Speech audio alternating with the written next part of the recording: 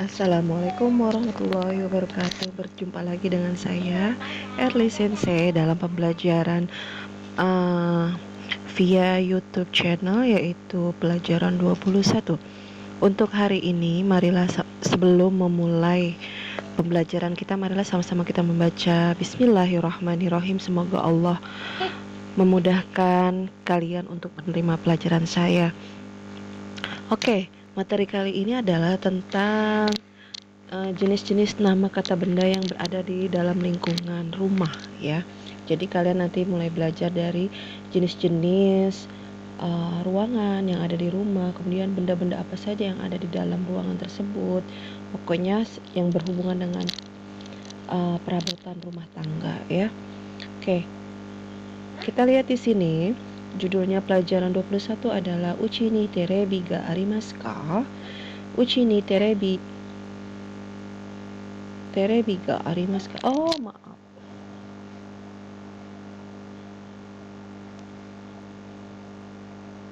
Sampai kita ganti sedikit. Uchi ni terebi ga ari. Ini adalah bentuk pertanyaan, ya.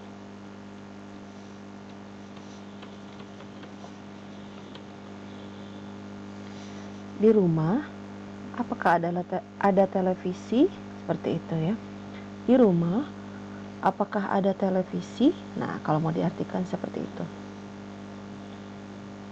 Tujuan pembelajarannya adalah pertama, di sini kalian dapat menyebutkan nama-nama ruangan di rumah. Misalnya nanti ada kamar tidur, ruang tamu, kemudian ada dapur, ya. Lalu yang kedua, menyebutkan peralatan rumah tangga atau peralatan elektronik yang berada di rumah.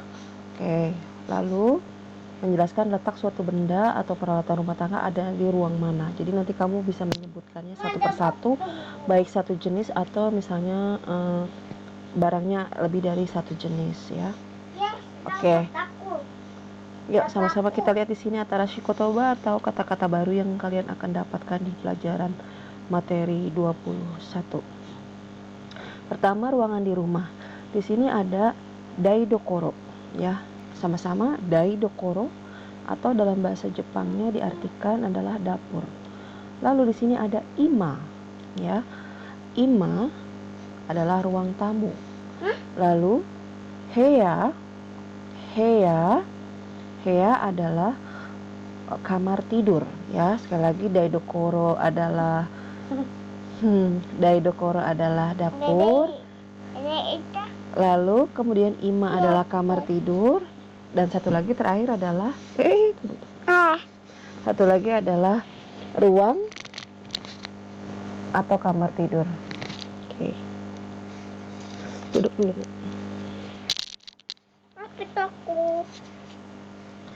Lalu peralatan elektronik yang ada di rumah. Ya. Oke, di sini ada ada 3. Yang pertama ada di sini ada gambar komputer. Dalam bahasa Jepang disebut dengan komputa. Lalu ada di sini ada gambar AC, ya. AC dalam bahasa Inggris AC, air conditioner. Dalam bahasa Jepang disebut dengan aircon, ya, aircon. Lalu terebi atau televisi diambil dari televisi. Dalam bahasa Jepang disebut terebi. Ingat, kosakata ini kalian harus tahu kenapa ditulis menggunakan huruf katakana, karena diserap dari bahasa asing atau bahasa Inggris, ya. Lalu ada kosakata yang lain, yaitu ada rajikase. Rajikase ini mungkin di era kalian ini sudah tidak dipergunakan lagi, ya. Waktu era zaman saya masih SMP, SMA, SD ini masih dipergunakan, yaitu radio kaset. Dalam bahasa Jepang disebut dengan rajikase, ya. Nah, alat pemutarnya di sini ada namanya kaset sebutannya, ya. Sekarang mungkin kita memakai ini sudah lebih mudah karena ada MP4, MP3, kalian tinggal klik doang di YouTube juga sudah bisa langsung mendengarkan lagu ya. Nah kalau dulu saya kalau mau dengerin lagu harus beli dulu kasetnya di toko kaset ya, misalnya ada yang harganya 15.000 itu hanya untuk satu artis, misalnya Dewa, berarti itu isinya Dewa semua gitu ya, kecuali nanti kalau ada kompilasi yang berbarengan, nah baru itu terdiri dari beberapa artis gitu ya. Nah kemudian Sempuki, nah ini Sempuki ya, Sempuki adalah kipas angin. Lalu Reizoko ya, atau kulkas atau lemari es. Lalu ini satu lagi yang di bawah ada Denwa yang artinya adalah telepon. Masih ada peralatan rumah tangga yang lainnya? Maaf. Ada Hongdana. Di sini lihat. Ini gambarnya, ini Hongdana ditulis dengan hiragana yaitu lemari buku. Lalu sofa ya. Mana sofa di bawahnya ya, maaf. Sofa. Lalu ini ada meja ataupun ini adalah ruang makan ya. Sebutannya teburu atau meja makan. Meja itu dibagi menjadi dua, ada sukue, ada teburu, table ya. Teburu lebih cenderung ke meja makan ya, atau meja ruang tamu. Tapi kalau sukue itu lebih cenderung kepada meja yang berada di meja belajar kalian atau meja di kelas seperti itu ya. Lalu terakhir ada bedo ya. Ini yang paling sering kita temui, itu kalau di rumah pasti ada bedo. Bedo diambil dari bahasa Inggris bed ya, yang artinya adalah tempat tidur. Lanjut, kita masuk kepada pola kalimat. Kalau nanti kalian nggak ngerti, kalian bisa lihat di buku kalian. Oke, di sini ada pola kalimat pertama.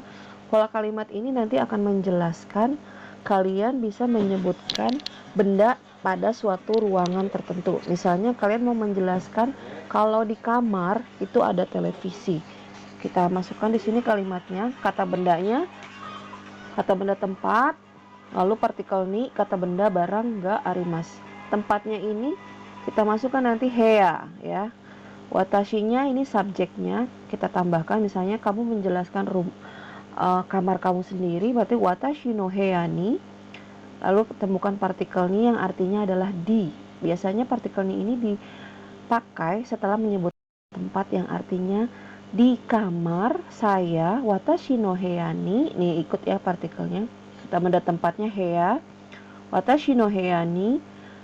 Lalu masukkan benda atau barang yang ingin kalian jelaskan. Misalnya kalian di kamar kamu ya ada televisi, misalnya ada salah satu dulu ya, ada televisi, ada tempat tidur, ada meja belajar. Nah kalian sebutin misalnya satu dulu, ada televisi.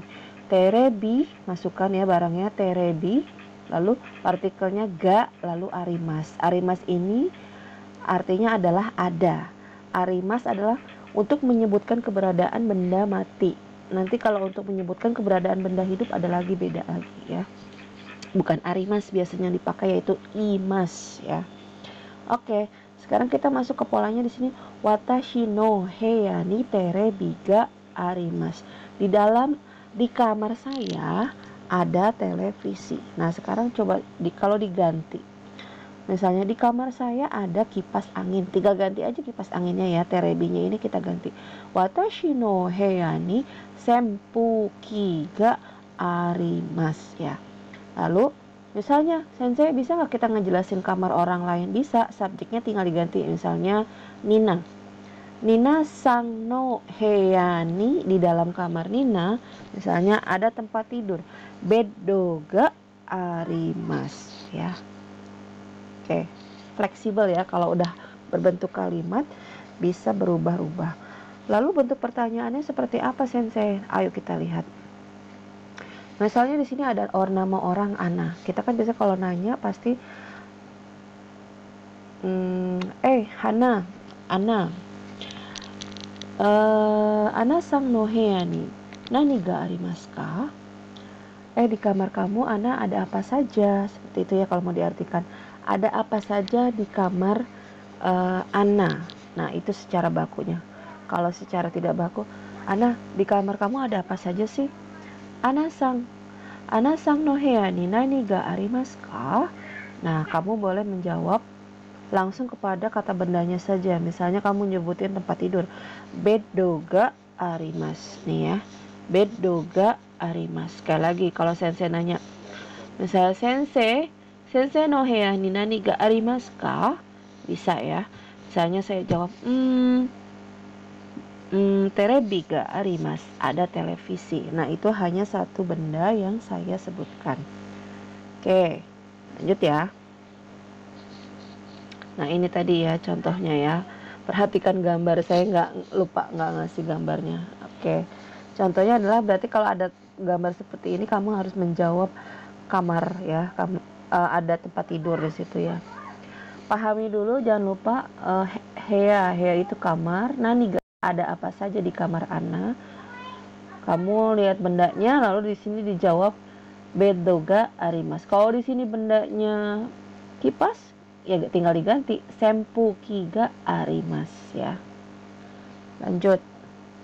Nah, ada juga bentuk pertanyaan yang memastikan.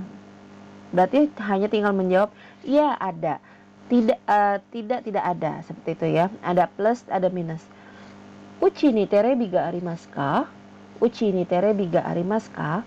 Apakah di rumah kamu ada televisi? Uchi ni terebi ga arimasu ka? Apakah di rumah kamu ada televisi? Kalian boleh menjawab. Ini adalah pertanyaan yang memastikan. Ya, ada. Hai, arimasu. Tidak ada. Ye, arimasen. Sekarang saya tanya lagi misalnya.